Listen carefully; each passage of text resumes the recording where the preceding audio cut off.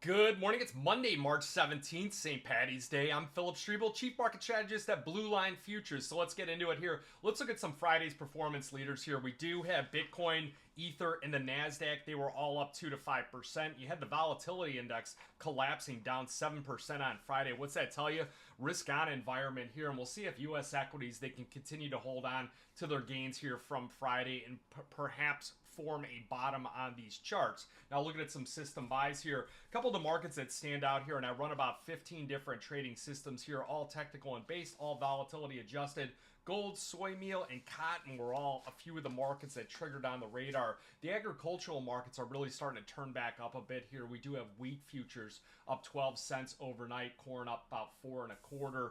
And I did read a lot of stories here on the corn market and the potential for a recovery in that market as well. So I know a lot of you farmers also listen out there to the program that I do here. So we do have some key events coming out this week. We will have U.S. retail sales. That'll get you kind of a gauge as far as how the consumer is doing here in this economy. A lot of people are talking about the recession, possible upcoming recession, and you'll see that consumer pull back here. So we're going to want to keep an eye on retail sales and some of that data that really tracks what the consumer is doing. We'll have housing starts on Tuesday, the U.S. Fed rate decision on Wednesday. So we're going to want to look at the dot plot, and we're also going to want to look at what Jerome Powell says. You'll have jobless claims and existing home sales on Thursday, and then Friday you're going to have one of the Fed speakers. So nothing really else standing out on the radar here. There are a few key central bank decisions overseas that we'll want to monitor as well. So overnight price action, you do have gold getting a bit of a bid here on the high of the overnight session back at 3,008. So gold is really hovering near its record highs here as the U.S. growth concerns and a bit of safe haven demand. So we have it breaking through that $3,000 mark on Friday. It extended its gains upwards here. We're going to want to look at a trend line which comes in right around 30.34 as your next possible major resistance point here. But it's up 14% year to date. It's the persistent economic growth concerns, the uncertainty that's really kind of driving this safe haven environment here and fueling futures higher. Now, if you do see the U.S. equities continue to recover, I anticipate that gold's response to the upside might be slightly muted here today. You have copper trading near a 5-month high as China, it's really focused on reviving its consumption here. They are the largest consumer of copper, and their government unveiled a special action plan over the weekend, really aimed to kind of spur demand here. So Chinese retail sales, they increased 4% in the last 2 months, and that exceeded forecasts. And I think that's what really got a lot of the grains, a lot of the energies, a lot of the industrial metals, and a recovery in the U.S. equities happening overnight.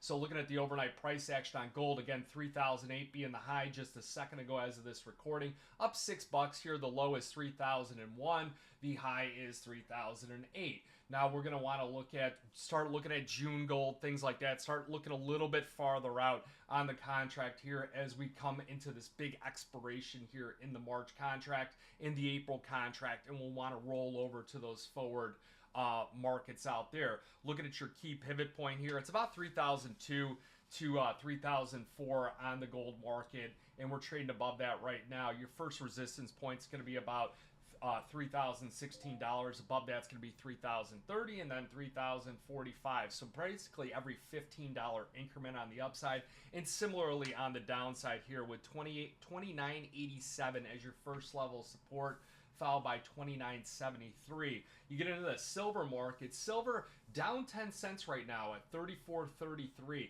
I don't really like the chart pattern on the silver market here, especially with Friday. You get that Thursday where it really takes off. Friday, you get this kind of spinning top action here. It's where you get this big wick to the upside. That's where we're making our highs. You get this big wick to the downside where it's making its lows, and we kind of close slightly negative and unchanged in the middle of the trading pattern here. So did make a higher high on the chart, took out those previous highs from February, took out that big Friday where we had that massive washout here. But, you know, on Friday on the video, I told you about 5 minutes into it that it seemed like it was setting up the type of day where traders are going to book their gains on the metals markets and they're going to go into U.S. equities. And what happened was the S&P 500 ended up about 100 points here, and gold ended up just up a couple dollars on the day, and silver was actually negative at one point. So we called that spot on in the video here. Now looking at some other things here, the ETF flows, we saw them add 340,000 ounces of gold into their holdings on that Friday session, bringing this year's net purchases to 3.88 million ounces, and that's the fourth straight day of growth. So they're continuing to go into the gold market, and I think a lot of it was anticipation of it hitting 3,000. So we hit 3,000. What's next? That's what we're going to want to identify here. So the ETFs, they also added about 1 million ounces of silver here in the last trading session, bringing this year's net sales up to 9.79 million ounces. The thing about gold is that the ETF flows, they continue to grow. So we're at about a 4.7% annual change on that gold market year to date. Now we look at the silver market, it's still down. It's just not attracting the same type of investor. It's down 1.4%. Where those guys are going, I think it's mostly into the physical, but when you get prices too high, that physical demand actually diminishes, in my opinion, and I think that people look to more leverage products like the futures contracts where you have a small outlay to control a large sum of silver. They've got the 1,000-ounce contracts here. Margin requirements on them is just under about $3,000 to control $34,000 worth of silver. So check it on the outside markets. You do have U.S. equities. They are a little bit in the red here, but they are recovering. You had the OECD. It's another major organization here that predicts what global growth and consumption and things like that are going to do. They say that the global expansion is going to slow to 3.1% this year and 3% in 2026 due to the trade wars, the uncertainty here. They've got U.S. growth expected to slow to 1.6%. They got Canada and Mexico going into a recession. So really gloomy outlook coming out by this different independent agency here that weighs in on what the global economies are doing. They're saying that increased trade costs, that's going to fuel stronger inflation, requiring central banks to remain more restrictive for longer. So we'll see what Jerome Powell says here at that next meeting. Something interesting, Bitcoin down about $1,400, but we saw a massive move on Friday in Bitcoin. But the U.S. Bitcoin Exchange traded funds, so there's about 12 of them, the 12 major ETFs that we all track here. They recorded their longest run of weekly net outflows since last January here when those ETFs got rolling, and it was about $5.5 billion flowed out of it. Now oil futures up about 1.3%, trading back over $68. If you're in that April contract, let's start looking at that May contract. And the benefit of crude oil futures this go around is the farther out you go, the cheaper prices get. That's a great environment here on the long side because of the fact you get the roll premium here and you get to roll down, whereas other markets, you've got that opposite. You got the contango, so you roll forward and it costs you more in order to achieve these higher prices here. So China announcing its plans to boost consumption, and the U.S., they did launch attacks against Yemen Houthi militants.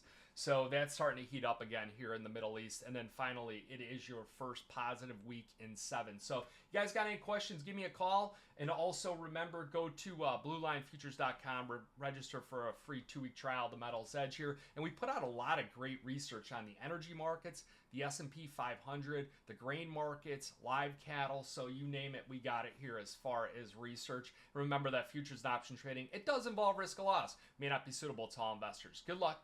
Good trading.